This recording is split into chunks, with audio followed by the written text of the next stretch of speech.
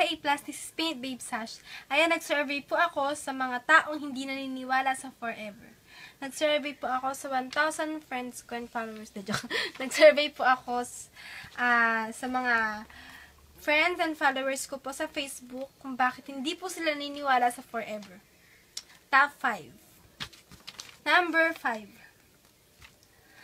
Hindi sila naniniwala dahil wala pa silang experience o hindi pa nagkakaroon ng boyfriend o girlfriend o ang tinatawag nating no boyfriend o girlfriend since birth. Hindi pa siguro natatagpuan nila ang para sa kanila. Number 4. Siguro dahil nagkaroon na sila ng mapait na nakaraan o karanasan na paasa o umasa. Ang sobra. Grabe sakit. Number 3.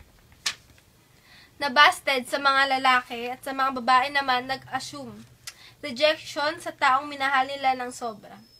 Sakit yun. Sakit. Number 2. Maraming beses na silang sinasaktan ng mga taong akala nilang mamahalin sila ng forever. Nakakasing forever. Number 1. Ayan. Single o broken-hearted.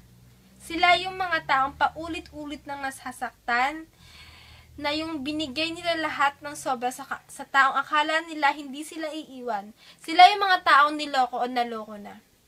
Ayan. Yan po ang top 5 natin. Ang reason kung bakit hindi sila naniniwala sa forever.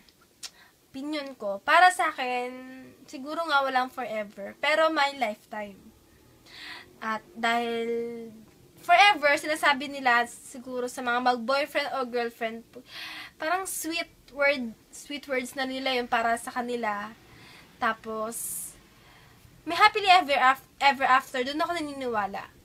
Forever, may forever, kung kay God, doon lang natin mararamdaman at mararanasan yun. Yun lang. Bye-bye!